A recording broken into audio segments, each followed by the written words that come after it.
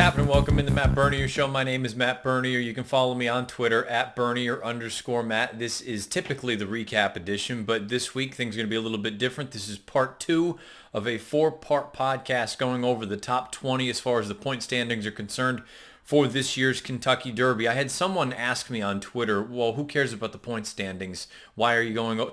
The only reason I'm calling it the point standings and whatnot is because it's just an order for me to go over the horses. So the first pod, if you missed that, you can find it in all the usual spots. YouTube, SoundCloud, iTunes, video.drf.com, as well as Spotify.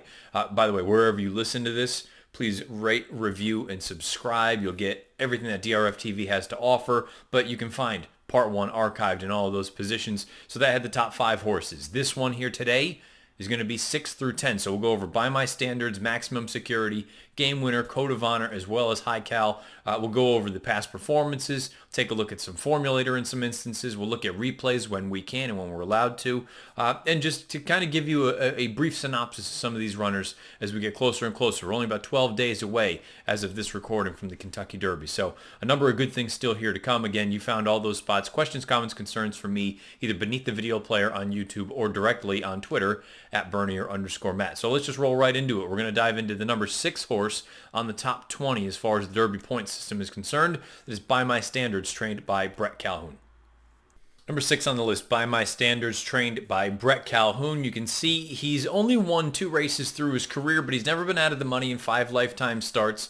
And clearly his big breakthrough was winning the Grade 2 Louisiana Derby at odds of 22-1. I know there were some people prior to that race, or I shouldn't say prior, after the race, they were a little bit sour on the idea that the Beyer speed figure he had earned in that maiden special weight race 2 starts back when he broke his maiden, that it was much lower than the 86. And many people looked at it and said, well, if he had an 86 leading into Louisiana Derby, perhaps he was a little bit more findable and easier to find anyway, and you wouldn't have had 22-1 as far as the odds are concerned.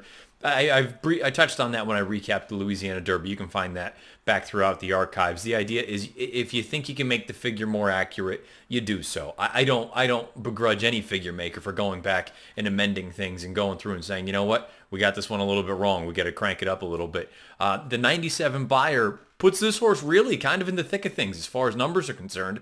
And the other interesting thing about him is if you go back, and I had said it when I previewed the Louisiana Derby, I said that this race right here, unfortunately for political reasons, we can't show any of the replays for reasons that I'm sure all of you are aware of. But this race right here was visually really impressive. Goes off and wins by more than 4 lengths. It was visually very, very strong.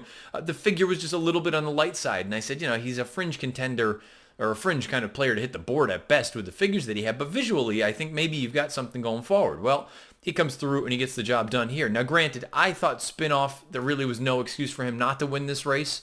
Not just because I picked him, but the way that he was moving at the 8th pole, it looked like he's going to win by 100, and then all of a sudden, By My Standards comes and runs him down. A couple things that I'm looking at here with this horse, you know, the Golden Sense babies, I don't know what their strength is, and I'm not saying that meaning I don't think they're any good. I don't know what their best game is. Is it a mile like Golden Sense himself was? Is it slightly shorter? Out to 1.25 miles, I guess the jury is still out a little bit. I'm not totally convinced that 1.25 miles is going to be ideal, but the way that this horse runs, it feels like that kind of ground is not going to be a problem for him. The only other thing that we can look at as far as trying to project forward with a horse like this is now we've had enough time coming out of the final prep for this horse, the Louisiana Derby, that we can see what some of the horses that ran behind him came back to do. You'll note that he was 3/4 of a length ahead of Spinoff, who was 5 lengths ahead of Sueño.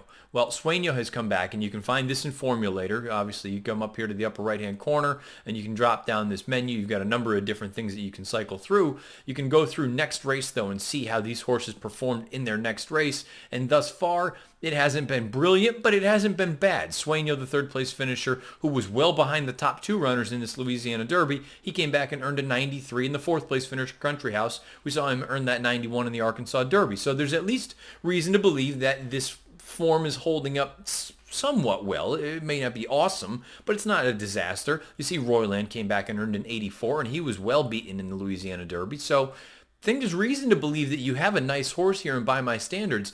The good news here, if you like this horse, he's going to be a giant price because there is, very similar to the Dubai situation, which we talked about with Plus Que Parfait, there is just a negative connotation with the horses coming out of Louisiana, where maybe historically, over the past handful of years, they have not performed brilliantly, but they haven't really been terrible. I mean, you've had a horse like Gunrunner come out of Louisiana circuit and get the job done and run really well in the Kentucky Derby. Believe he finished third in his year, and we know what he went on to accomplish going forward.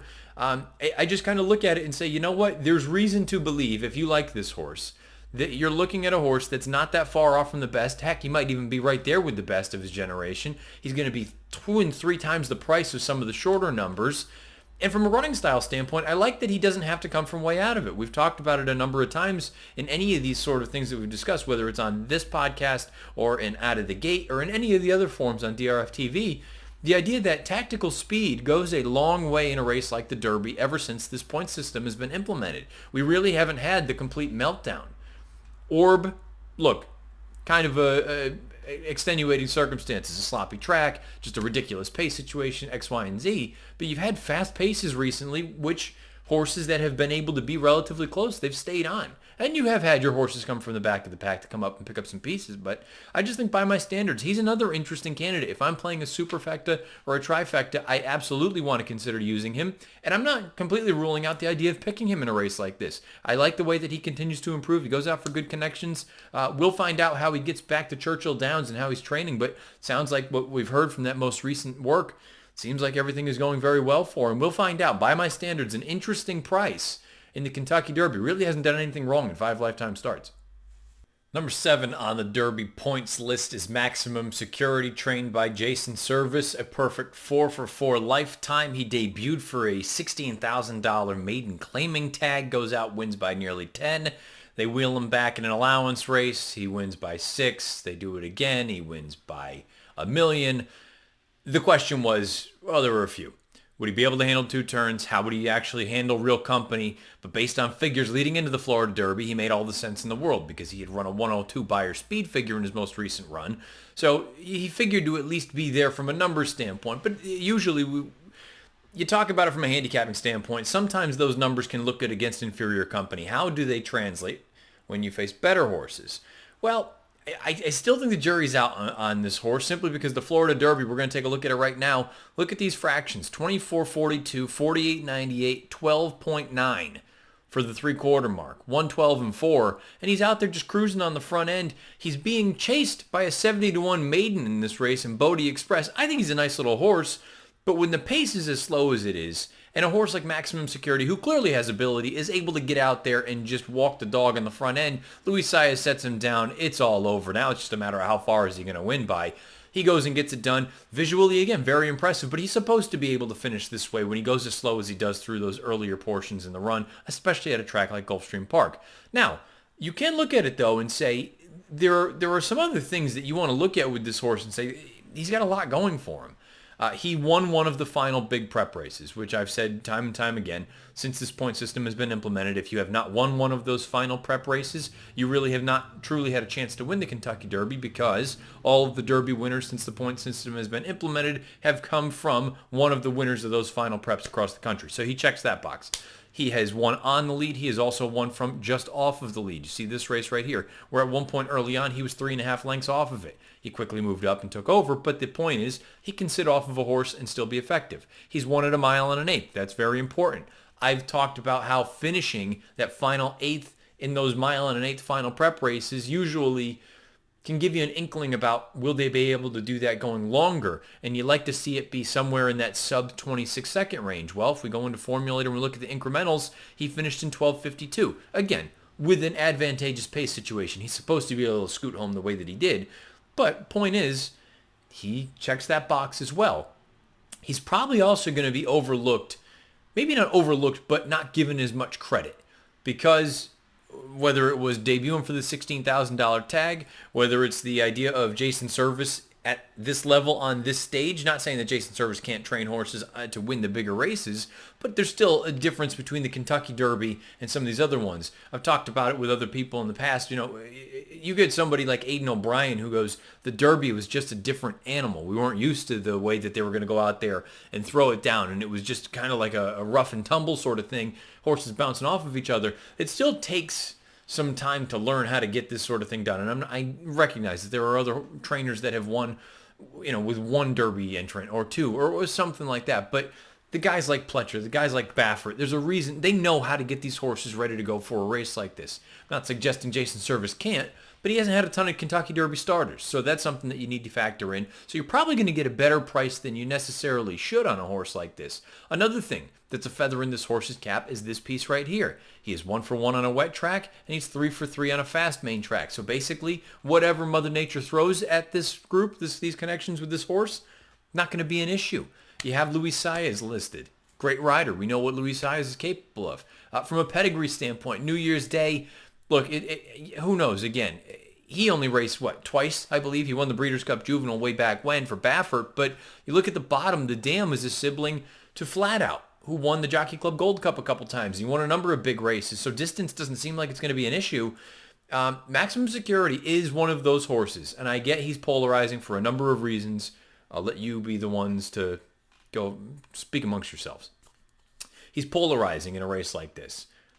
Is he incapable of winning the Kentucky Derby? Absolutely not. Based on the figures, based on the running style, and the track record that Gulfstream Park has had with a race like the Derby, there's a lot to point to a horse like Maximum Security and say, you know what? You might get 10, 12, 15 to 1 on this horse. And really, what's he done wrong? He's a perfect 4 for 4. He goes out for plenty capable connections. He is fast. He's versatile. Distance doesn't look like it's going to be a problem. Again, polarizing, but certainly not out of the question. Maximum Security could very easily win a race like the Kentucky Derby. We'll find out how things shake down here in just a few days. Owners Gary and Mary West have Maximum Security. They also have the number 8 horse on the Derby points list. That is Game Winner, the 2018 2-year-old champion. He was the Breeders' Cup Juvenile Champion of 2018. He was unbeaten as a 2-year-old, and he has come back, and he is 0 for 2 as a 3-year-old. And if you just heard those numbers alone, you would say, oh, maybe he was just one of those precocious sorts, and maybe he just hasn't carried on. Well, when you look and see what he's done as a 3-year-old, he's finished second by a nose and second by a half length to the horses that are likely to be the favorite and one of the top 3 choices in the Derby. He really hasn't lost anything in defeat. Now, has he improved? Well, that's another question to be asked. But overall, this is a horse that may be slipping through the cracks a little bit, and I don't know that he necessarily should, because he's not that much slower than all the big boys in here. And you may be looking at tried and true connections with a horse that you know can handle Churchill Downs, that you know can handle the biggest and the best, and you might be getting another very square price, 8-10 to 1 on a horse like Game Winner. Let's go and start with the run 2 starts back. This was his seasonal debut. Now keep in mind, the Rebel was not initially the plan for Game Winner. He was supposed to run in the San Felipe the week prior. Santa Anita was canceled. They shipped him into Arkansas. This race was run in split divisions. We're going to take a look right now. You're going to see those purple silks. He's rolling up on the far outside, and he puts in a legitimate bid. Given that this is his first start as a 3-year-old off of a considerable layoff to a horse that has recency and has been out there on the front and dictating things in Omaha Beach, and we know how good Omaha Beach is, I thought this was a very respectable effort from Game Winner. Now, is he going to get there in time? No, he's not. He's going to lose this thing by a nose, but I like the way that he's tenacious and he digs in and he tries to go and get that horse. And I think that's the best thing you can say about Game Winner. He's going to try. He's going to give you what he's got. Now, he may not be the sexy horse. He may not be the flashy horse like an Omaha Beach or a Maximum Security or some of these other ones. But he has that sort of grind and that will to go and try to win a race, and I don't think that can be overlooked in a race like the Derby. The other thing to keep in mind before we move on to the Santa Anita Derby, this race right here, the Breeders' Cup Juvenile, in about mid-stretch, he starts getting bounced around. And I made it clear, I don't love the Breeders' Cup Juvenile from 2018, but he is battle-hardened. He took some serious bumping and banging down the lane, and he still kept going on with it. He has the ability to be a little bit closer to the pace if need be. I personally think he's best coming from 3, maybe even 4 lengths off of it, and perhaps that compromises him slightly in a race like the Derby. But I think that there's a chance that with the pace, the distance shouldn't be an issue for him. And third start off the bench for Baffert, proven at Churchill Downs. I think you might be looking at arguably his best race to date. Here we are in the Santa Anita Derby just a couple weeks ago. Pink silks on this far outside. He's rolling up 4-5 wide right now. You can see the fractions. They're not overly fast, and sure, he's going to get run over by Roadster, who's going to come and make this big move. But this isn't a comfortable trip necessarily for Game Winner, being hung out as wide as he was. He carried a ton of ground in this spot. He was one of the first ones to go for home, and sure, it looks like he's kind of laboring a little bit, and Roadster's going to, for the most part, just roll over him. But keep in mind, it's not like Roadster goes off and wins by 5. He wins by, what, a half length? Game Winner keeps digging in, and going on. And I think that's something that you can't overlook for a race like the Derby. So he may not check off the box of, did you win your final prep? No, he didn't do that. Did you win any of your preps? No, to be fair, he didn't. But I don't know that that necessarily tells the whole story with a horse like this. I think he's the kind of horse that can continue to improve. Third start off the bench. Baffert knows how to win at Churchill Downs. Game Winner knows how to win at Churchill Downs. I don't think the distance is going to be an issue for him. And this could be one of those rare instances where you get a 2-year-old champion, a horse that's won over the track.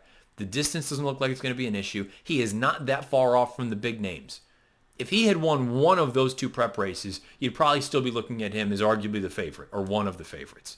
He still may be one of the favorites, but he's going to be a considerably larger price because Omaha Beach has finished ahead of him and Roadster has finished ahead of him. And by the way, combined, it's less than 3/4 of a length that he's lost these 2 races. Game Winner is a horse that if you are looking at him saying, he's not what he once was, I think you're making a very serious mistake. Game Winner, I think, has got a giant chance to win the Kentucky Derby here. Wouldn't be surprised at all if Baffert gets the job done here with this horse. Joel Rosario will retain the mount. We'll see what happens here. But Game Winner seems like he's still the goods. Don't write him off just yet for the first Saturday in May. 9th on the list, Code of Honor for Shug McGahee. John Velasquez will have the mount in the Kentucky Derby. This is a horse that he was very impressive as a 2-year-old. Unfortunately, a number of issues from a physical standpoint, from an illness standpoint, they all caught up with him. He was a troubled sort of second in the Champagne, stumbled badly out of the gate, made this big move from the back of the pack, and nearly, well, I shouldn't say nearly, he was 3 lengths behind Complexity, but he made enough of a move that he would have been kind of the wise guy horse for the Breeders' Cup Juvenile. Unfortunately, he misses that because of injury. Then there's an illness. He misses the Remsen. A number of different things didn't work. Shows up in the Mucho Macho Man. I made it clear. I thought it was a terrible effort, and I still maintain it. I think it was just a dreadful effort, but maybe it was nothing more than a short horse, and Shug needed to get a race into him. He comes back in the Fountain of Youth, and he rebounds. He gets the job done, wins by 3/4 of a length at a very, very nice price at 9-1. That made some people look at it and say, he's back. He's ready to go. We're going to see the best version of Code of Honor going forward.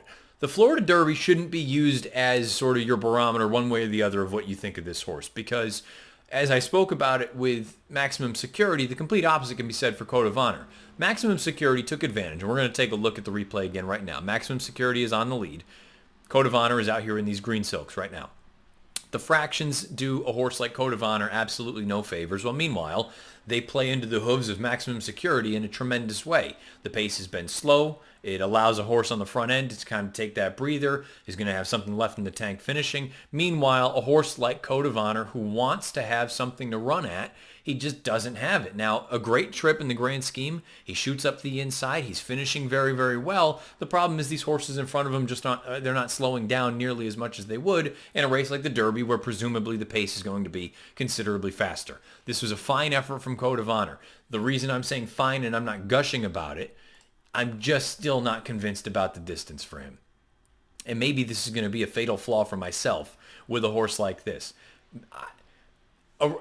For me, the Derby is about a wager like the Superfecta or some sort of an exotic where you can try to hit a home run. I look at Code of Honor and I still maintain she was at her best going shorter. She won the TCA at Keeneland going shorter. I understand Noble Mission. I believe he's the brother to Frankel, but I'm much more concerned when it comes to pedigree about what's on the bottom half as opposed to the top half. And I just look at it and I go, man, why do I keep getting this nagging suspicion and this feeling that shorter is going to be where this horse flourishes? Whether it's a one-turn mile like we saw in the Champagne, whether it is 7/8 of a mile in a race like the H. Allen Jerkins at Saratoga, I just am not totally sold that additional ground is going to work for this horse. I may be wrong about that. That's something I'm readily admitting here because I've been wrong about this horse so far. But I just keep leaning on the idea that I just think he might be best going shorter. Not saying he can't run well at a mile and a 16th or even at a mile and an 1/8. But going out to a mile and a quarter at a shorter price, I just don't know that I love him. Doesn't mean that he's not a really talented horse, arguably one of the most talented in this year's Kentucky Derby field.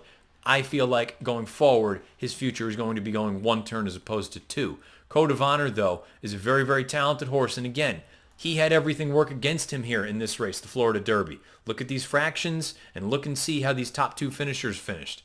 1-2 all the way around the track. Meanwhile, you've got a horse like Code of Honor trying to come from the back of the pack. He didn't have the pace needed to run at. Theoretically, he should get that in the Kentucky Derby. We will find out if the additional ground is going to be his friend or his foe. Number 10 on the points list for the Derby in 2019, Haikal goes out for Kieran McLaughlin, goes out for Shadwell Stable. He's a homebred for Shadwell Farm. This is a horse that, again, and most of these horses, they're clearly talented horses if they're showing up for the Kentucky Derby, but very talented. He's done nothing wrong through 5 lifetime starts. 3 times a winner, a runner-up once, and a third-place finisher on one occasion. That third-place finish most recently came in the Wood Memorial. The interesting thing about a horse like Haikal, and I can almost echo everything I just said about Code of Honor, who is number 9 on the Derby points list, that I can say about Haikal, where if the pace is hot and preferably a one turn, he's going to come with a giant finish, as he did 2 starts back in that Gotham, where the pace was just ballistic off the charts. He comes from the back of the pack, mows them all down late. They try to stretch him out to 2 turns for the first time at 1 1/8. This is the Wood Memorial. Now keep in mind, there was absolute bumper cars early on in this race. He was actually one of the few horses that got out of this thing pretty well unscathed, where there was no sort of bumping and banging for him. He was pretty clean throughout most of this. He was well behind a hot pace. You're going to see him back here. He's going to be in the blue silks with sort of the white stripes on the cap. He's splitting horses now. The pace, again, has been very, very hot. Now, he's going to finish with some interest, don't get me wrong. But it does make me wonder a little bit. He took advantage of the pace situation in this race as well, and theoretically he would have that to work in his advantage for the Kentucky Derby as well. You would think that the pace is going to be pretty quick in that race. And you see him, he's continuing on. He's trying. It's not as though he's just plugging along. But I do wonder again about distance. Is this really what he wants to do? Or is he going to be better going shorter? The main reason I bring that up, his half-brother is Takaful, who won the Grade 1 Vosburg. He was a sprinter through and through. His distances got longer. He didn't necessarily get better. You look at it again from a pace situation. In this race, granted, he was one of the only horses that was anywhere near a 13-second final 1/8 of a mile, which again, if you are sort of just looking forward and trying to project another 1/8 of a mile, if it gets him close to that 26-second range. But boy, with him being as far back as he is, finishing in 26, I think that's probably good enough for a minor award at best, and that might even be a little bit of a stretch. You really need to have something in the tank. You really need to be finishing well, but also have a little bit of tactical ability, not have to come from 50 out of it. And you'll look and see the way that this race was run. Sure, these 2 horses, they were relatively close, but I think Tacitus and Tax are both much better suited for the distance, especially from a running style standpoint, than a horse like Haikal is. I think he's very talented. I can almost, again, say the exact same thing I said about Code of Honor. I think from a talent standpoint, they're both right there. They deserve to be here in the Kentucky Derby. I don't know that this is actually where you're going to see their best.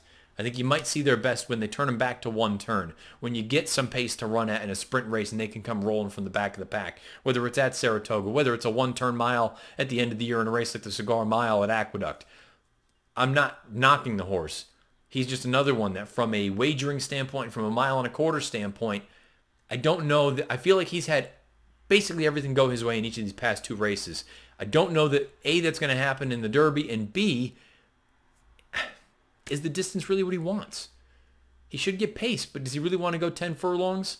Maybe you agree or disagree. Leave the comments beneath in the YouTube section beneath the video player. But to me, that additional ground with horses like Haikal, with horses like Code of Honor, there's going to be some more that we talk about here in these upcoming pods. Just not convinced that additional ground is necessarily going to be their friend, especially an extra 1/8 going 1 1/4. Haikal, very talented, no denying that. Goes out for great connections at Kieran McLaughlin. 1 1/4, I'm just very, very dubious of that. I'd love to see him turn back at some point, but who knows? Been wrong before. Maybe I'll be wrong again. We'll find out if he can handle 1 1/4 here in 12 days' time. So there you go, numbers 6 through 10 on the 2019 Derby qualifying points list. You can find all of those. I believe they're going to be broken down into Derby contender profiles. You can find those in all the usual spots, and all the usual spots that you can find this podcast. YouTube, SoundCloud, iTunes, video.drf.com, as well as Spotify. Wherever you listen and get all your content, specifically this podcast, whether it's the review or the preview, Please rate, review, and subscribe. Questions, comments, concerns beneath the video player on YouTube or directly to me on Twitter at Bernier_Matt. I will be back on Thursday. We'll be looking at numbers 11 through 15 on the Derby qualifying list as far as points are concerned, looking more at horses like Improbable, War of Will, Long Range Toddy, Tax, and Cutting Humor. We're getting into the meat of this Derby field. 20 of them are going to go to the starting gate in 12 days' time from when this podcast is being recorded, and we'll find out who the 2019 Kentucky Derby winner is. So until Thursday, when I come back with the sort of air quotes preview edition, best of luck however you play, whatever you play, wherever you play. This has been the air quotes recap edition, but realistically part 2 of a 4-part series for this year's Derby contenders. This has been the Matt Bernier Show.